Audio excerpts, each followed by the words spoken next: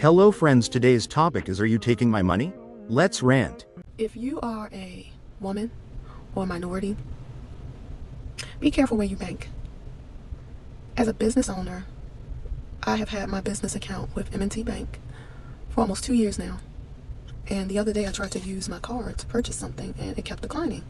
And I was like, I know I have money in my account. My business account has never been on zero. So I used my other card for my personal account and it goes through because I'm thinking something wrong with the machine at the store. But no, it was my card. So I called the bank when I got in the car, only to find out that my card had been shut down. And my card was shut down because apparently they sent me a letter on July the 17th, let me know that they are no longer doing business with me and that they wanted to terminate the banking relationship. So I'm like, well, tell me why. They told me they didn't have to give me any explanation and that the bank periodically goes through their accounts and determines who they want to continue banking with. And it's a set of criteria that they don't have to disclose. Now, for those of you who don't know me, I'm a mental health therapist. So I'm not going to do anything to jeopardize my license. I'm not going to do anything to jeopardize my practice or my bank account. So there has not been any fraudulent or red flag behavior on my account to say that it needs to be canceled or shut down. So I had never heard of this before. I was in complete shock and I was frustrated. I was just like, what is going on? Because I already have dystopian fatigue. Now I'm going to coin that phrase, dystopian fatigue, with everything that's going on in the world, with the person that's in office and the craziness that just happens every single day. I feel like we're living in the times of dystopian, and with it just coming every day, it fatigues you. And just also seeing how people just in general are acting, how children are not well mentally, emotionally, and physically. It's a lot of changes in children that are scary and disheartening. And it also makes me wonder what life is going to look like for them 20 years from now. But anyway, so I was just flabbergasted. My flabbers were gasted, to say the least. So I'm like, someone needs to explain to me what's going on. So they say to me that something about my relationship with the bank. And I said, well, what was I supposed to go into the office and fraternize with the tellers? Like, what are you talking about my relationship with the bank? But I didn't know that this was a thing. I thought, like, I had never heard anyone mention this before. I have friends that are business owners. I had just never heard this before. So of course I go to the TikTok library. And if you Google closed bank accounts or bank suddenly closes your account, there are a lot of stories about this. I had no clue.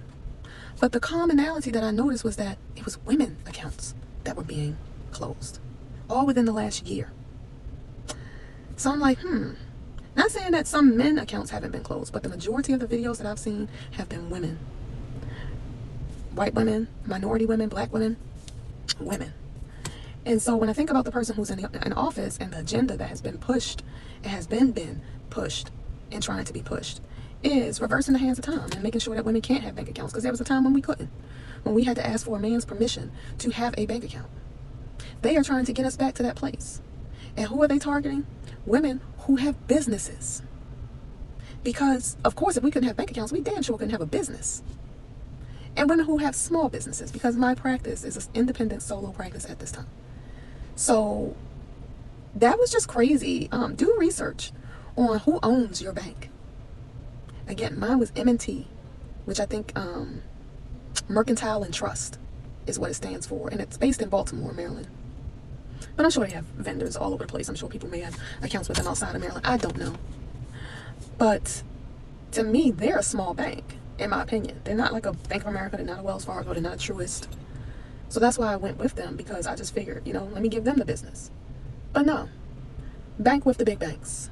Now, I will not bank with Bank of America, ever. They have a lot of miscellaneous fees that don't make sense to me. And I learned that back in 2000. When I opened my first account, it was Bank of America. And when I tell you they nickel and dime me as a college student who didn't have a lot of money, when I found out you had to pay $10 to go in, was it $4? It was either $4 or $10 to see the teller. If the teller serviced you at the bank, they charged you for that with a straight face. And so I said, I'll never do Bank of America again. But my personal account is with Wells Fargo. So what did I do? I was frantic. I had to get all of my incoming paying vendors. I had to switch all of that money to my personal account because they were telling me that my account would be closed completely on August the 18th, which is tomorrow. I didn't find this out until August the 14th. So I'm wrestling, trying to hurry up and get my incoming payees switched over, which is Medicaid and insurance companies. Like, it's crazy what I had to do. And I switched it to my personal account because I didn't know how much time it would take me to open up another business account. So I said, well, let me just do that first, and I can always switch it from my personal to my new business account. After I did all of that, I could woosah for a minute, but I'm still like, I need a business account. I do not want to commingle my funds. I just don't. And so later on that night, I went online and I applied for, excuse me, a business account with Wells Fargo. It was approved in seconds. You know, it was opened within seconds because I've been a personal customer of theirs for years. So I'm considered low risk. But after I put my money in, I just felt like a little vulnerable. Like, will I get a letter from them that basically will not give me any reason as to why my account was canceled or closed? Do I need to keep my money under a mattress? Do I need to get all of my money sent to me by hard check now and just cash it however? I mean, I just was wondering, what should I do to prevent this from happening again? But I spoke to the tellers and I was like, listen, does Wells Fargo have, do y'all do this to y'all customers? And they were like, no. Like, they looked at me like they had never heard of such a thing. So I said, well, let me make a video in case other people are getting this letter, just saying out the blue that they're canceling and closing your card and your account with no reason. Be careful, do research. And Wells Fargo doesn't have the best reputation. I know that, but I have not had this problem, and I hopefully will not have this problem. But M&T is definitely on the shit list. And I heard the same thing happens at Bank of America. So just do your research of who you're banking with and ask the right questions, because I think it's all a part of the plan to reverse women back to submission. Always have money outside the bank just in case something bad happened to your bank account. What do you think? Comment down below, and thank you for your time.